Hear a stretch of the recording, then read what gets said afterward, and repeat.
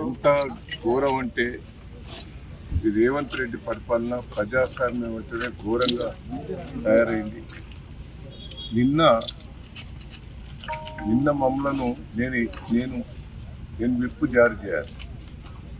RTO office కూడా పోయేందుకు నాకు అనుమతి ఇవ్వదు, కమిషనర్ ఆఫీస్ కూడా పోయేందుకు అనుమతి ఇవ్వదు.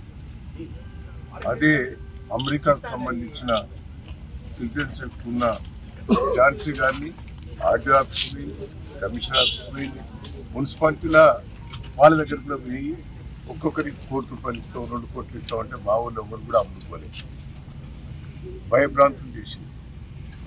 ఎట్లా ఉంటాయంటే గతంలో నేను 45 ఏళ్ళ నుంచి రాజకీయాలు ఉన్నాను. ఈక్వల్ ఇప్పుడు కేసౌంటర్ ఉన్నది, ఈక్వల్గా ఉన్న కానీ ఎమ్మెల్యేకు ఓటు సమానం ఉన్నప్పుడు ఓటు హక్కు ఉపయోగించుకునే అవకాశం.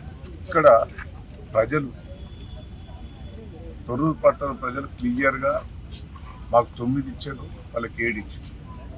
అంటే మేము మెజార్టీ ఉన్నాం, ఈక్వల్ లేవు. సరే ఎమ్మెల్యే ఓటు ఉపయోగించుకున్నదంటే అది.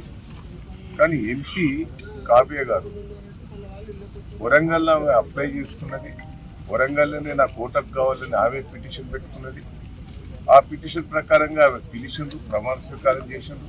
ఇక్కడ నీకు ఓటకు కల్పించినామని క్లియర్గా వాళ్ళకు ఆధారాలతో ఇచ్చినాం.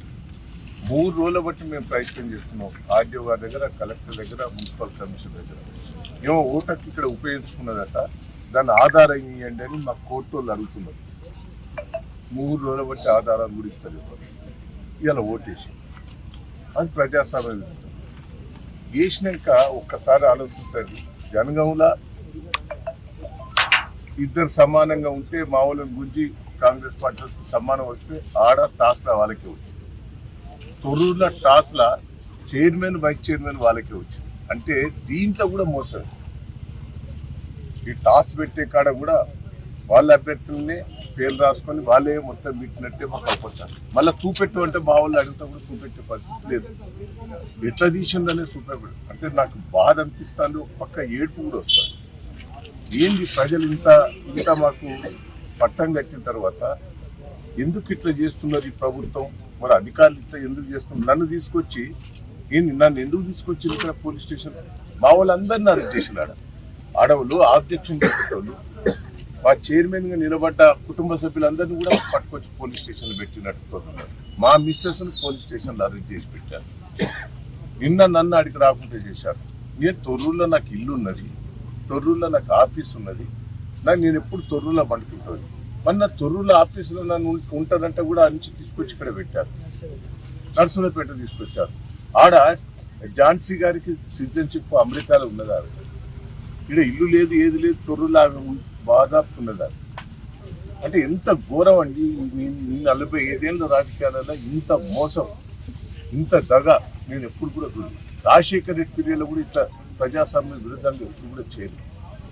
కానీ ఇప్పుడు ఎందుకో ప్రజాస్వామ్య విరుద్ధంగా నాకు రాజకీయాలలో ఈ కక్ష సాధింపులు చేయటం వల్ల రాజకీయాల్లో ఉండాలన్నా తప్పుకోవాలన్నా ఏంది ఇంత గోస? ఏందండి? ప్రజలు నాకు పట్టం కట్టారు. సర్పంచ్ ఎన్నికలలో మెజార్టీ సీట్లు ఇచ్చారు. నేను 46,000తో ఓడిపోతే నాకు 2,000 లీడ్ ఇచ్చిండు సర్పంచ్ ఎన్నికలు. పెద్ద గ్రామ పంచాయతీలని నన్నే గెలిపించారు. ఇవాళ మున్సిపాలిటీ కూడా మెజార్టీ వచ్చింది. ఇంత ప్రజాస్వామ్యంగా వచ్చిన దాన్ని ఇంత దౌర్జన్యంగా చేస్తాం. నాకైతే బాధ ఉన్నది, నాకు ఏడుపు వస్తున్నది. అసలు రాజకీయాల్లో ఉండాలన్నా, రాజకీయాల నుంచి తప్పుకోవాలన్నా అనిపిస్తుంది. నాకైతే ఇంత గోస, ఇంత ప్రజాస్వామ్య విరుద్ధంగా చేస్తుంటే ప్రజలు పాపం సంతోషంగా ఉన్నారు. కార్యకర్తలు కూడా రాత్రింబోలు కష్టపడ్డారండి.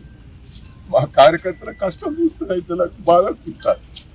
ప్రజలైతే కార్యకర్తలు 2 రోజుల బట్టి భోజనం లేకుండా 10,000 మంది కార్యకర్తలు వచ్చి రాత్రి వాళ్ళు కష్టపడ్డారు నా కోసం. నేను ఏం చెప్పాలి, ఏంటైనా చెప్పాలి? ఎట్లా ఇంత విరుద్ధంగా చేస్తా అంటే రాజకీయాలలో నేను ఉండాలన్నా పోవాలన్నా నాకైతే బాధ ఉంటుంది. దయచేసి ఏంది దౌర్జన్యం? పోలీసు వాళ్ళు కూడా దయచేసి ఇట్లా చేయటం కూడా మంచిది కాదు. కేసీఆర్ని చూస్తే ఒక పక్క అభిమానం, దయానంద్ చూస్తే అభిమానం ప్రజలు. కానీ ఇంత అరాచకాలు చూస్తుంటే నాకైతే ఏమన్నా చెప్పండి. నా కార్యకర్తలకు ఏం జవాబు చెప్పుకోవాలి? కార్యకర్తలకు నేను ఏం జవాబు చెప్పాలి? పాపం తెగించి పనిచేసేది ఈ రోజులు. జై తెలంగాణ. జై తెలంగాణ. జై తెలంగాణ. వర్ధిల్లాలి కేసీఆర్ గారి నాయకత్వం. వర్ధిల్లాలి కేసీఆర్ గారి నాయకత్వం. Congress down. Congress down. Congress down.